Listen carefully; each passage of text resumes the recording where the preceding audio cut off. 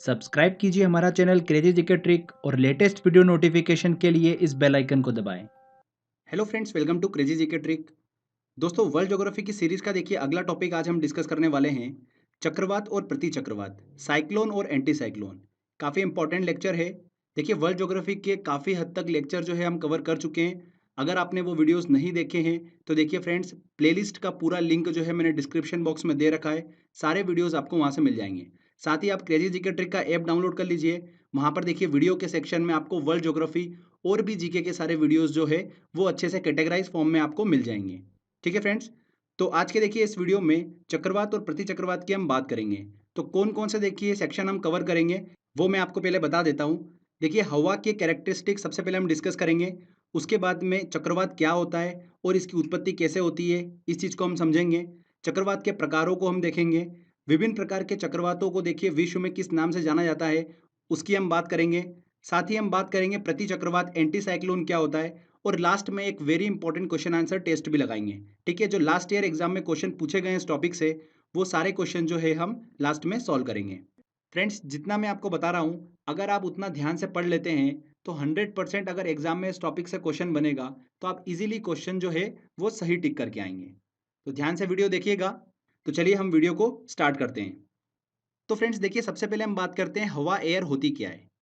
देखिए, मैं आपको पूरा कॉन्सेप्चुअली समझाऊंगा, बस आपको ये वीडियो ध्यान से सुनना है।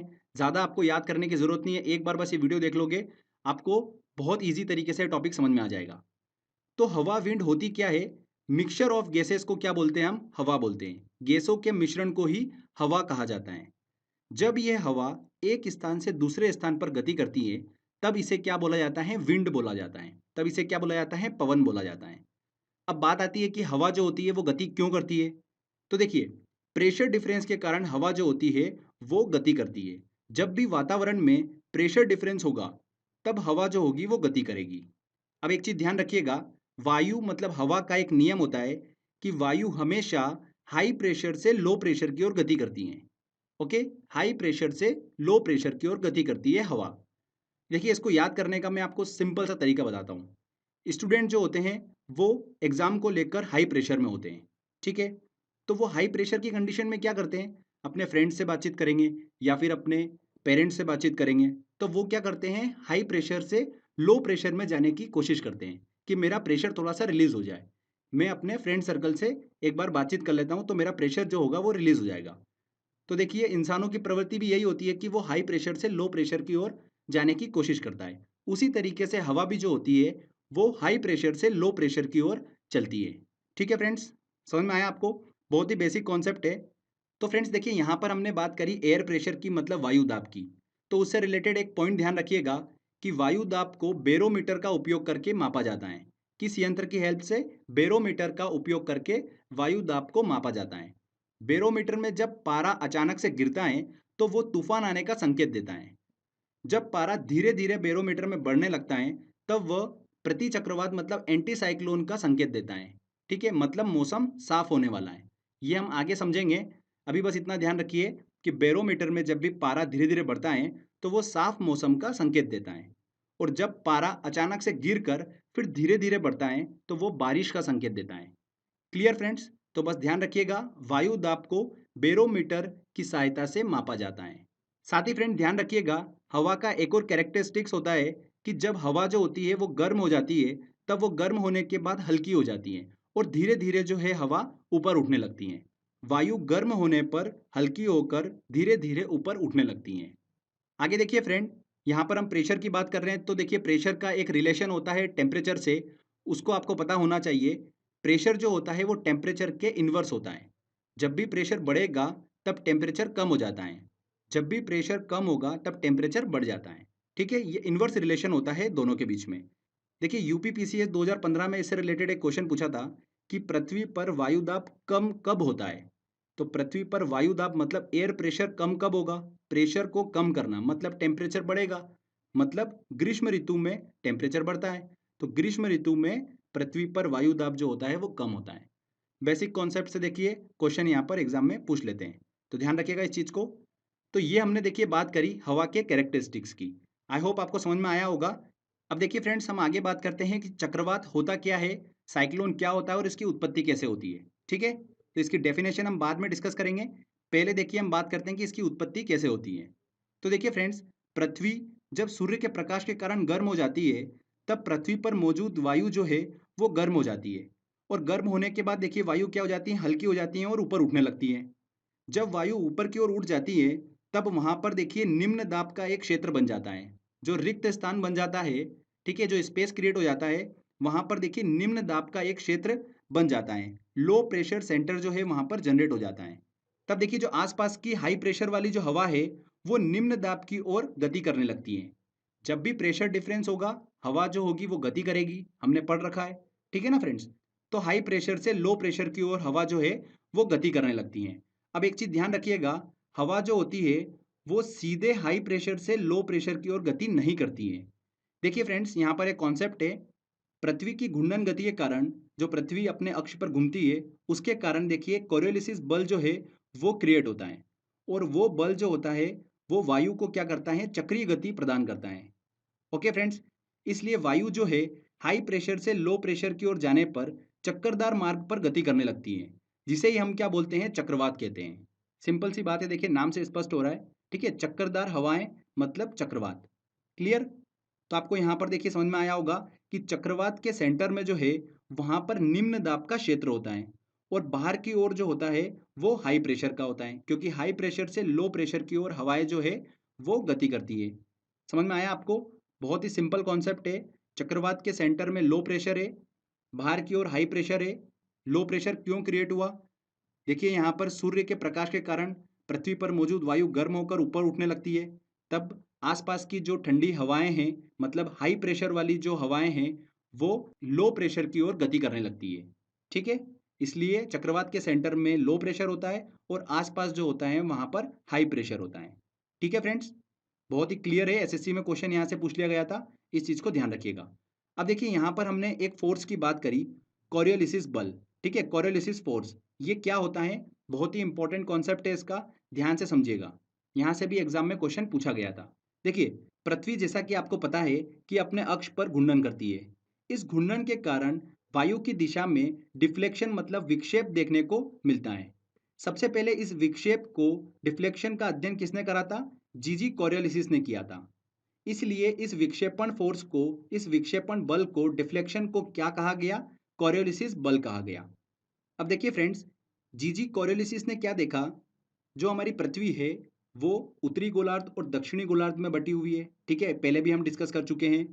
तो उत्तरी गोलार्ध में गतिशील वस्तु जो होती है, जैसे कि पवन, पक्षी, मिसाइल, गोली, ये सब जो गतिशील वस्तु होती है, इस बल के प्रभाव के कारण राइट साइड मुड़ जाती है, मतलब अपने दाएं की तरफ में मुड़ जाती है।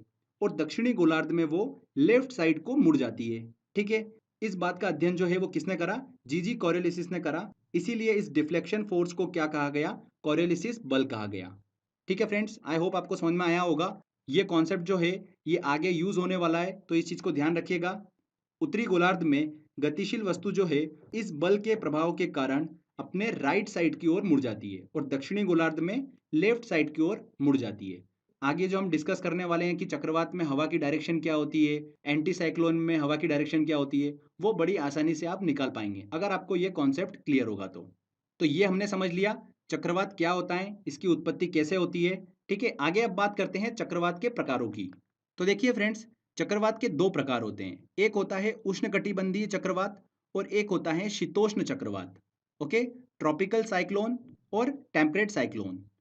चलिए इनको हम समझ लेते हैं। तो देखिए ये हमारी पृथ्वी है, इसके सेंटर में 0 डिग्री अक्षांश मतलब भूमध्य रेखा, जिसे इक्वेटर बोलते हैं। उत्तरी गोलार्ध में देखिए 23.5 डिग्री अक्षांश, जिसे कर्क रेखा बोलते हैं, ट्रॉपिक ऑफ कैंसर। दक्षिणी गोलार्ध में देखिए 23.5 डिग्री अक्षांश, इसे क्या बोलते हैं? मकर रेखा, ट्रॉपिक ऑफ कैप्रिकॉन। तो कर्क रेखा और मकर रेखा के बीच का जो क्षेत्र होता है, इसे ही हम क्या बोलते हैं? उष्णकटिबंधीय क्षेत्र बोलते हैं। ठीक है, अब देखिए फ्रेंड्स, उत्तरी गोलार्ध और दक्षिणी गोलार्ध में 23.5 डिग्री से लेकर 66.5 डिग्री तक जो क्षेत्र होता है उसे हम क्या बोलते हैं? शीतोष्ण कटिबंधीय क्षेत्र बोलते हैं। ओके, और देखिए फ्रेंड्स, 66.5 डिग्री से लेकर ध्रुव तक का जो एरिया होता है उसे हम क्या बोलते हैं? शीत कटिबंधीय क्षेत्र बोलते हैं। ठीक है फ्रेंड्स, पोल तक का जो एरिया होता है उसे हम क्या बोलते हैं? शीतकटिबंधीय क्षेत्र बोलते हैं। अब देखिए, उष्णकटिबंधीय चक्रवात और शीतोष्णकटिबंधीय चक्रवात किसे बोलेंगे? बहुत ही सिंपल है। वे चक्रवात जो कर्क रेखा और मकर रेखा के बीच में मतलब उष्णकटिबंधीय क्षेत्र में पैदा होते हैं, उसे क्या बोलते हैं हम? उष्णकटिबंधीय चक्रवात कहते हैं। 35 डिग्री से लेकर 65 डिग्री अक्षांशों के बीच आने वाले चक्रवातों को क्या बोलते हैं? शीतोष्ण कटिबंधीय चक्रवात कहते हैं। बहुत ही सिंपल है। शीतोष्ण कटिबंधीय क्षेत्र में आने वाले चक्रवातों को क्या बोलते हैं? शीतोष्ण कटिबंधीय चक्रवात कहते हैं। 35 डिग्री से लेकर 65 डिग्री अक्षांशों के बीच में, ठीक है, उत्तरी गोलार्ध और दक्षिणी गोलार्ध दोनों में। आगे देखिए फ्रेंड्स, हम बात करते हैं कि चक्रवात के दौरान वायु की दिशा जो होती है वो क्या होती है। यहां से भी एग्जाम में देखिए क्वेश्चन बन जाता है, काफी इंपॉर्टेंट है। यहाँ पर देखिए जो मैंने आपको कॉन्सेप्ट बताया था कोरियोलिसिस बल का, वो यहाँ पर यूज होने वाला है। जी कोरियोलिसिस ने देखिए क्या बोला था कि जब भी हवा उत्तरी गोलार्ध में हाई प्रेशर से लो प्रेशर की ओर गति करती है तो वो अपने राइट साइड मतलब दाएं तरफ की ओर मुड़ जाती है। ठीक है फ्रेंड्स, मतलब उसमें डिफ्लेक्शन देखा जाता है राइट साइड की ओर। तो देखिए यहाँ पर राइट साइड की ओर हवा जो होती है वो मुड़ जाती है। अब देखिए इस सर्कल को आप पूरा करिए तो देखिए ये क्या बना यहाँ पर? घड़ी की सुई के विपरीत डायरेक्शन में, मतलब उत्तरी गोलार्ध में चक्रवात के दौरान हवा की जो डायरेक्शन होगी वो घड़ी की सुई के विपरीत होती है। समझ में आया आपको? ऐसे ही देखिए दक्षिणी गोलार्ध में बात करते हैं। कोरियोलिसिस बल के कारण हवा जो होती है वो लेफ्ट की ओर मुड़ जाती है। ठीक है, हाई प्रेशर से लो प्रेशर की तरफ चक्रवात के दौरान हवा जब जाती है तब वो सीधे जाने की बजाय अपने लेफ्ट की ओर थोड़ा सा मुड़ जाती है। उसमें लेफ्ट की ओर विक्षेपण देखने को मिलता है। तो देखिए फ्रेंड्स, अब इस सर्कल को आप कंप्लीट करिए तो घड़ी की सुई के देखिए दिशा में ये हमारा कंप्लीट होता है। मतलब दक्षिणी गोलार्ध में चक्रवात के दौरान हवा की जो डायरेक्शन होगी घड़ी के सुई के अनुकूल होगी। क्लियर? बहुत ही इंपॉर्टेंट है ये। आई होप आपको समझ में आया होगा। कुछ भी डायरेक्शन आपको याद करने की ज़रूरत नहीं है। अगर आपको बेसिक कॉन्सेप्ट पता है कोरियोलिसिस बल का तो आप बहुत ही आसानी से निकाल पाएंगे। आगे फ्रेंड्स हम बात करते हैं विश्व के प्रमुख चक्रवातों के नाम की। तो देखिए फ्रेंड्स, भारत के आसपास समुद्री क्षेत्र में जो चक्रवात आते हैं उसे क्या बोलते हैं हम? साइक्लोन, मतलब नॉर्मली चक्रवात के नाम से जानते हैं। ऑस्ट्रेलिया के देखिए उत्तर पश्चिमी क्षेत्र में जो चक्रवात आते हैं उसे क्या बोला जाता है? विली विली के नाम से जाना जाता है। किस नाम से? विली विली के नाम से जाना जाता है। वेरी वेरी इंपॉर्टेंट है। चीन और जापान के देखिए पास समुद्री क्षेत्र में जो चक्रवात आता है उसे क्या बोलते हैं? टाइफून के नाम से जाना जाता है। किस नाम से जाना जाता है? टाइफून के नाम से जाना जाता है। अब देखिए फ्रेंड्स, आगे हम एक और चक्रवात पढ़ने वाले हैं, टॉर्नेडो और टाइफून। इसमें देखिए स्टूडेंट जो है वो अक्सर कंफ्यूज जाते हैं। तो टाइफून को लेकर मैं आपको एक ट्रिक बता देता हूँ। ऐसा ध्यान रखिएगा कि जापान और चीन में आपने देखा होगा कि बहुत सारे बिजनेसमैन रहते हैं। ठीक है, बिजनेस करते हैं। चाइना जो है पूरा भारत में बिजनेस करता है। तो देखा होगा अपने बिजनेसमैन को, वो अक्सर टाई लगा के रखते हैं। तो देखिए फ्रेंड, टाई कौन लगाता है? चाइना में बिजनेसमैन लगाते हैं। तो बस टाई से क्या बन जाएगा? टाइफून। टाई जहाँ पर भी वर्ड आएगा आपके दिमाग में चाइना आ जाएगा, तो आप कभी भी गलत आंसर नहीं टिक करके आएंगे। तो चीन के पास समुद्री क्षेत्र में जो चक्रवात आता है उसे क्या बोलते हैं? टाइफून के नाम से जाना जाता है। आगे देखिए फ्रेंड्स, यूएसए के मैदानी क्षेत्र से जो ठंडी हवा उठती है और मेक्सिको की खाड़ी से जो गर्म हवा निकलती है वो आपस में टकराती है, तो उससे भयंकर चक्रवात का निर्माण होता है। उसे क्या बोलते हैं? टॉर्नेडो बोलते हैं। और टॉर्नेडो जो है वो कैरिबियन सागर में देखने को मिलता है। ठीक है फ्रेंड्स, जब ये टॉर्नेडो मैदानी भाग में इंटर कर जाता है तब इसे क्या बोलते हैं? टॉर्नेडो एली बोलते हैं। देखिए चक्रवात जब समुद्री भाग में है तब उसे वहां पर टॉर्नेडो बोलते हैं, पर जैसे ही मैदानी भाग में इंटर कर जाता है तब उसे टॉर्नेडो एली के नाम से जाना जाता है। टॉर्नेडो एली जो है वो मुख्यतः मिसिसिपी मिसौरी मैदानी क्षेत्र में जो है वो देखने को मिलता है। ठीक है फ्रेंड्स, इस चीज़ को ध्यान रखिएगा। एक और इम्पॉर्टेंट चीज़, टॉर्नेडो जो है वो दुनिया का सबसे खतरनाक चक्रवात है। सबसे खतरनाक चक्रवात कौन सा है? टॉर्नेडो है। इसकी तीव्रता जो है वो फुजिटा स्केल का उपयोग करके मापी जाती है। फुजिटा स्केल का उपयोग करके मापी जाती है टॉर्नेडो की तीव्रता। राइट? आगे देखिए फ्रेंड, हम बात करते हैं हरिकेन चक्रवात की। तो ये अटलांटिक सागर में देखने को मिलता है। मैक्सिको, फ्लोरिडा, वेस्ट इंडीज के तटीय क्षेत्रों में नॉर्मली हरिकेन चक्रवात जो है वो देखने को मिलता है। तो फ्रेंड्स, ये नाम जरूर ध्यान रखिएगा आप। एक और इम्पॉर्टेंट चीज, हरिकेन की जो तीव्रता है वो सेफिर सिम्पसन स्केल से मापी जाती है। किससे मापी जाती है? सेफिर सिम्पसन स्केल से। ओके, हरिकेन प्रायः 1 जून से लेकर 30 नवंबर तक देखने को मिलते हैं। तो फ्रेंड्स ये देखिए विश्व के प्रमुख चक्रवातों के नाम हमने डिस्कस करे कि चक्रवातों को किस एरिया में किस नाम से जाना जाता है। ओके, आगे बात करते हैं फ्रेंड्स हम प्रति चक्रवात मतलब एंटी साइक्लोन की। बहुत ही सिंपल है, जैसा कि नाम से स्पष्ट है, साइक्लोन का उल्टा। मतलब देखिए, चक्रवात के सेंटर में हमने बात करी थी कि लो प्रेशर होता है और आसपास जो होता है वो हाई प्रेशर होता है। अगर हम प्रति चक्रवात की बात करेंगे तो यहाँ पर सेंटर में हाई प्रेशर होता है और आसपास जो होता है वो लो प्रेशर होता है। तो हवाएं जो है वो हाई प्रेशर से लो प्रेशर की ओर जाती है।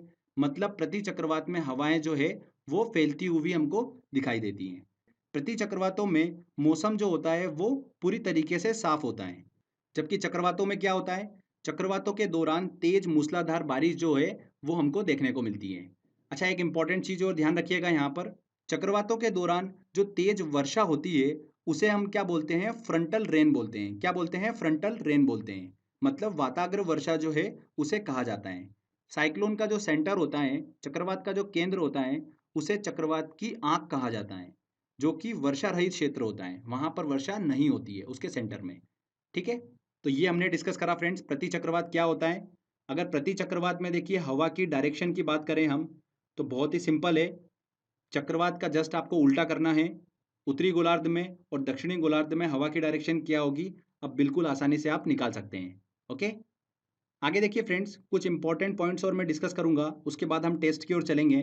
तो देखिए, उत्तर पश्चिम प्रशांत सागर जो है वो सबसे ज़्यादा एक्टिव बेसिन है चक्रवात के लिए। वहाँ पर सबसे ज़्यादा विश्व के चक्रवात जो है वो जन्म लेते हैं। कहाँ पर, उत्तर पश्चिम प्रशांत सागर में।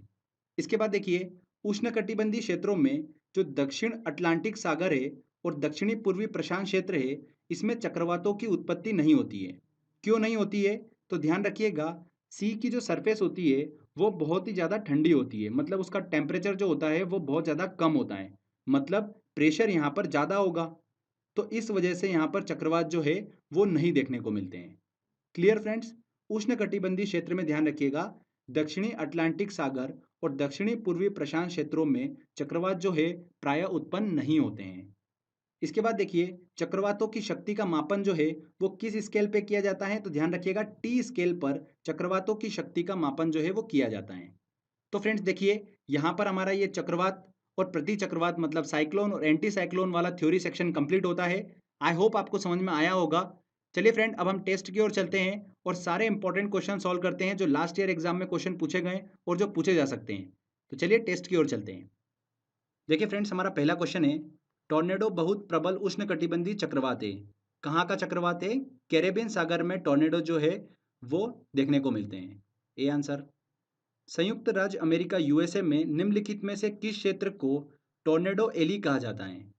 किसे कहा जाता है टॉर्नेडो एली, जब टॉर्नेडो जो है वो मैदानी क्षेत्र में इंटर कर जाते हैं तब टॉर्नेडो एली उन्हें कहा जाता है। साधारणतः देखिए, टॉर्नेडो एली जो है वो कहाँ पर देखने को मिलते हैं, मिसिसिपी मैदानी क्षेत्र में टॉर्नेडो एली देखने को मिलते हैं।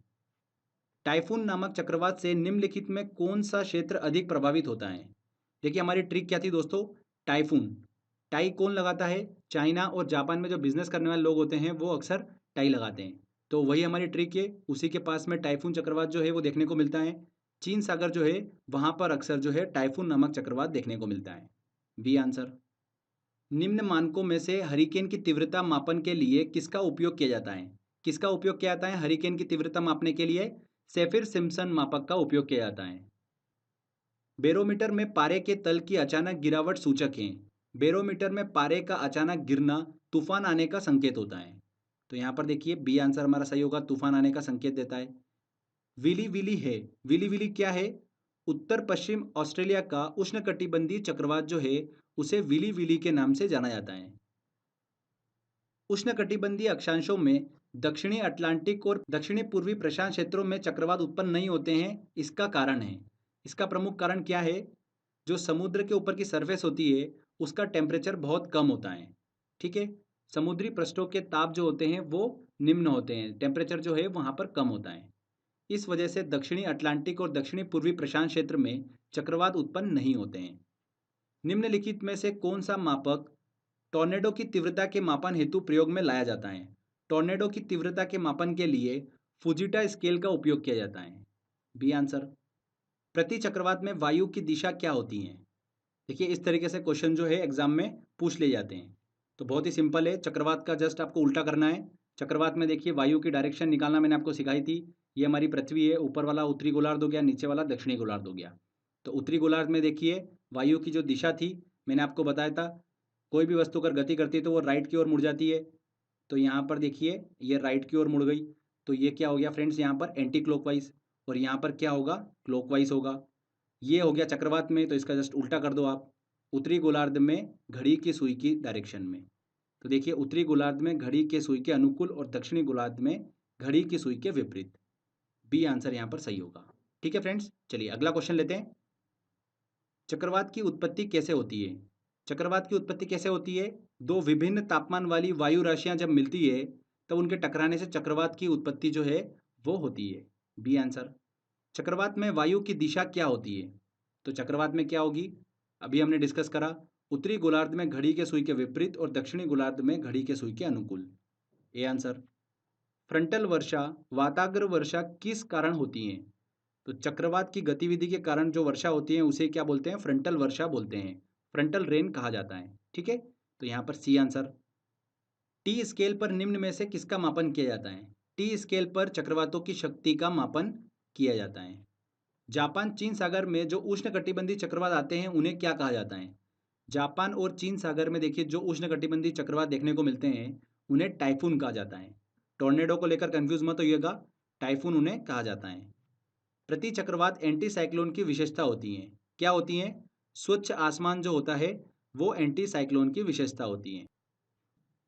उच्च दबाव वाली हवाएं जो केंद्र से बाहर की ओर चलती है उन्हें क्या कहते हैं? क्या कहते हैं फ्रेंड्स? चक्रवात में देखिए सेंटर में लो प्रेशर होता है और बाहर जो होता है वो हाई प्रेशर होता है। तो चक्रवात में हाई प्रेशर से लो प्रेशर की ओर हवाएं चलती है, मतलब बाहर से केंद्र की ओर। और एंटी साइक्लोन में प्रति चक्रवात में सेंटर में हाई प्रेशर होता है और बाहर जो होता है वो लो प्रेशर होता है, तो केंद्र से बाहर की ओर हवाएं चलती है। ठीक है ना? तो केंद्र से बाहर की ओर हवाएं चलती है प्रति चक्रवात में। अगला देखिए, चक्रवात कब होता है? चक्रवात का निर्माण कब होगा? जब केंद्र में दाब निम्न होगा और चारों ओर दाब उच्च होगा, मतलब ए आंसर। जब केंद्र में निम्न दाब और चारों ओर उच्च दाब होता है तब चक्रवात का निर्माण होता है। टॉर्नेडो है, टॉर्नेडो क्या है? एक प्रकार का चक्रवात है, उसके केंद्र में क्या होगा? निम्न दाब होगा, तो एक अति निम्न दाब का केंद्र होता है टॉर्नेडो। B answer. प्रति चक्रवात में वायु दाब कहाँ अधिक होता है? एंटी साइक्लोन में जो एयर प्रेशर होता है वो कहाँ पर अधिक होगा? ऑब्वियस सी बात है, सेंटर में हाई प्रेशर होता है और बाहर जो होता है वो लो प्रेशर होता है, तो केंद्र में जो होता है वो प्रति चक्रवात में वायु दाब अधिक होता है।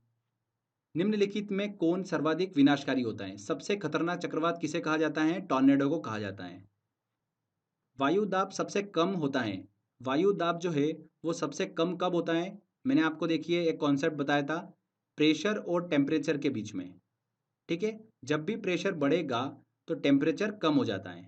यहाँ पर क्या बोल रहा है वो? वायु दाब सबसे कम होता है, मतलब प्रेशर जो होगा वो कम होगा तो टेम्परेचर बढ़ेगा।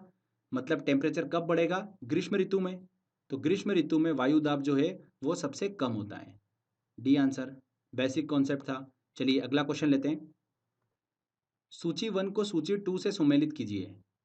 ऑस्ट्रेलिया में देखिए विली विली चक्रवात, चीन में कौन सा? टाइफून, भारत में देखिए कौन सा? चक्रवात, और यूएसए संयुक्त राज्य अमेरिका में कौन सा? हरिकेन। तो ये हो गया देखिए हमारा 2, 3, 4 और 1। तो यहाँ पर देखिए 2, 3, 4, 1, ए आंसर सही होगा। दक्षिणी गोलार्ध में पवन के बाईं ओर विचलन का क्या कारण होता है? दक्षिणी गोलार्ध में हवा जो होती है वो लेफ्ट साइड डिफ्लेक्ट हो जाती है, उसका क्या कारण होता है? क्या कारण होता है? कोरियोलिसिस बल, जो कि पृथ्वी के घूर्णन के कारण लगता है। तो यहाँ पर सी आंसर बिल्कुल सही होगा। तो देखिए यहाँ पर हमारा टेस्ट वाला सेक्शन कंप्लीट होता है। दोस्तों अगर एग्जाम में इस टॉपिक से क्वेश्चन आएगा तो आप 100% क्वेश्चन जो है वो सही करके आएंगे। तो आई होप आपको ये वीडियो काफ़ी पसंद आया होगा। अगर आपको ये वीडियो अच्छा लगा है तो प्लीज़ वीडियो को लाइक करिए, अपने फ्रेंड्स के साथ में ज़रूर शेयर करिए, और अगर आपने अभी तक चैनल को सब्सक्राइब नहीं करा है तो सब्सक्राइब भी कर लीजिए, क्योंकि इस तरीके के वीडियो जब भी मैं अपलोड करूँगा आपको उसका बेनिफिट मिलता रहेगा। तो फ्रेंड्स मिलते हैं अगले वीडियो में। जय हिंद, जय भारत।